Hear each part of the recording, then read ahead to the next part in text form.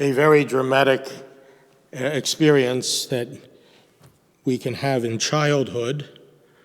I guess it's true for the girls, but I know it was true for the boys, was when it was time to pick teams. Do you remember that? Out in the playground. 2 captains. I'll take this one, I'll take that one. And I can remember watching the shoulders of the boys go further and further down as they were remaining until you had the last one. And I always felt very badly about that. And I guess it was true for the girls. I don't mean to be sexist here, in their own world. Well, when that happens once in a while, most will shrug it off. But if it happens all the time, you can absorb a message. And the message is, you don't cut it. You're not good. And then sooner or later, they don't even bother trying to get on a team. Meanwhile, back at home, they might be getting the same message. Or they might be getting it in the classroom. And you begin to believe it. Because if you hear it and you experience it enough, you feel like you're left behind. I think that's the problem with all the violence in the streets, both in the summer as well as the other week. They feel left behind. And when that happens with a child, or with those who are not, it builds up to an anger. And they act out terribly, sometimes against themselves, adults and children. Because they feel left behind. Nobody picked me. Well, in the gospel today, Jesus picks some of his apostles. You know the line with Robert De Niro, "Are you talking to me?" You know that line? I'm sure that when he called these apostles, especially Peter, he probably turned around and said, "Are you talking to me?" "Yes, I'm talking to you. Come and follow me."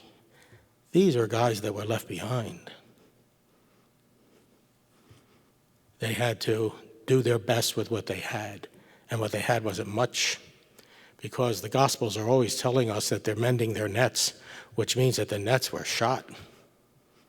They couldn't probably even afford new nets. And when you get in that position, you feel further and further behind. Christ comes along and says, "I want you." Me? Yeah, I want you. And you, and you. Now, from a human standpoint, he wasn't very good at picking people. From a human standpoint.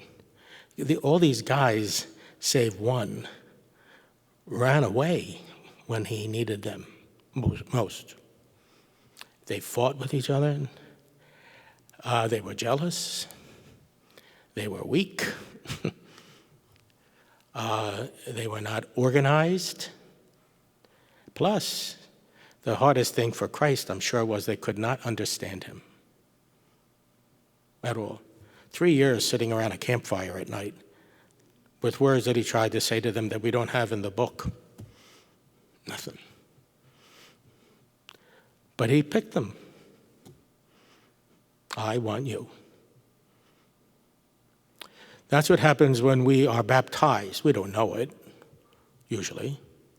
But then hopefully when we come to find out about it and we are confirmation, in that call, hopefully we get the idea, he wants me. He wants me. Not because mom wants me to want him. but he wants me. Sometimes it happens later on in life. Sometimes with a good thing, like your firstborn, or a better thing, your first grandchild, or doing rather well in your life, not necessarily just your profession. And you say, there's also bad times. He says, but in all those times, he says, remember, I picked you. If you will, using the example on my team. And I picked you not after somebody else rejected you. I picked you all simultaneously.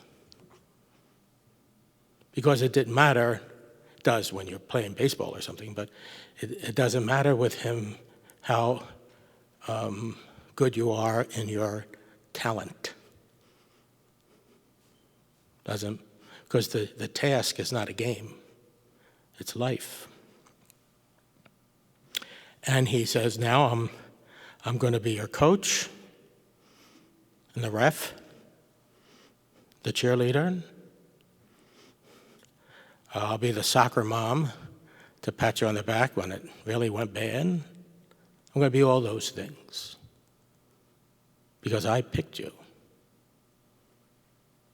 And these apostles are classic examples of who he picks. There were teachers of the law. There were politicians, God help us.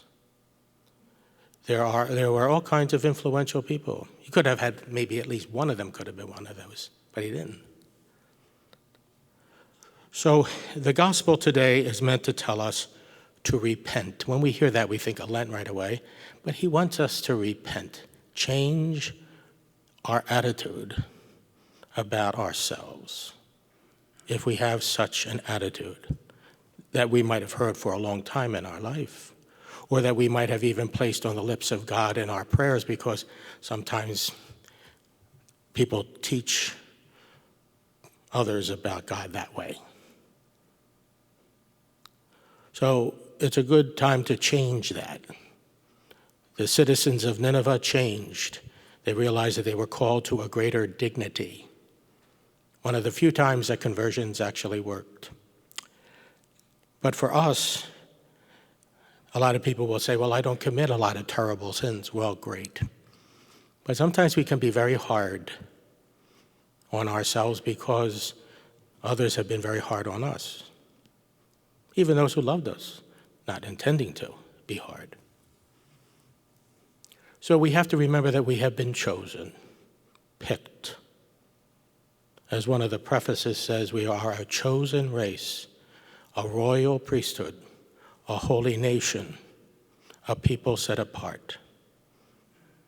We belong to him, and he belongs to us, especially when we need him the most. But most of all, to be able to look in the mirror and say, I'm good. He told me I was, that I am. And to repent from hearing the bad stuff replayed in our past, even in our present. Not to make it, a fairy tale, but to say, whatever happens, good or bad, he picked me, so I'm not alone. So he calls them in the gospel, and he calls us again and again and again. And every time we come to Mass, we renew that faith in a God who picked me personally, time and time again. We should always remember that. Walk out of here or walk around in life, perhaps burdened from things, but with our heads up that, again, we have been chosen. He died for me, and us all. And there's no greater gift than to give up one's life for one's friends. May God bless you all.